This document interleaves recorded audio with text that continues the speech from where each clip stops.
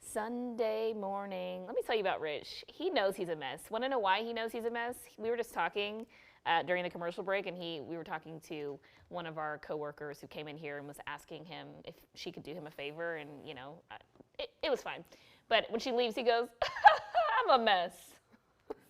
Anybody who calls themselves a mess, I respect the self-awareness. Today. Today. It's just today. Just today. Yeah.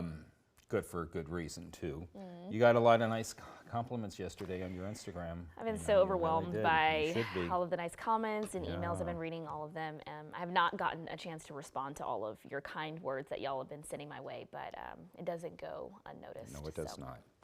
All right, let's go up to North Austin. Check out the view from the Indeed Tower Cam at the Domain. Very little going on right now, just a partly to mostly cloudy sky across the area. And if you missed it in the first half hour, we had better news today from our pollen count. Cedar and Mold low, and both lower number than yesterday. Cedar was in medium numbers at this time yesterday, from 71 grains per cubic meter of air yesterday down to 30 today, and the mold count is a little under 4,000 spores. All right, a cold front extends from Childress to between Lubbock and Midland. That's the front that's going to give us the next change in our weather. Clouds this morning through most of the day. We'll see some clearing in the afternoon. The front will settle south of Round Rock, Fredericksburg into Rockdale by 6, and then clears the area by 9. There'll be a little bit of rain potential with it, and then we will be mostly cloudy overnight and stay mostly cloudy to overcast throughout the day on Monday. It's going to be a very raw day tomorrow. All right, what does the front do to the wind? 4 o'clock, the front has passed San Saba, and then by 9 o'clock, past Austin on its way into Bastrop, Lockhart, San Marcos. Look at the gusts already at about 30 to 35 in some areas. Potential as we get late tonight of some gusts up to around 40 to 45 miles per hour. Not out of the question. And then overnight, the wind gusts are around 25 to 35, some a little bit higher than that. And then by noon, we are looking at the gusts starting to slowly drop off to around 20 to 25. Because of that, a wind advisory will be in effect from 6 o'clock this evening through noon tomorrow for the entire viewing area.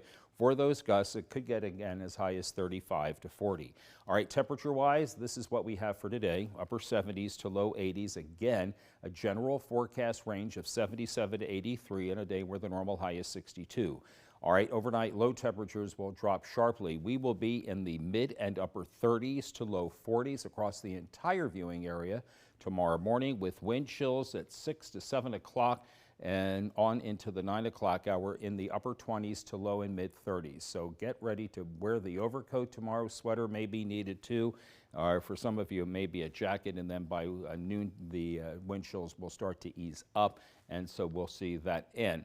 Clouds and radar starting on Tuesday.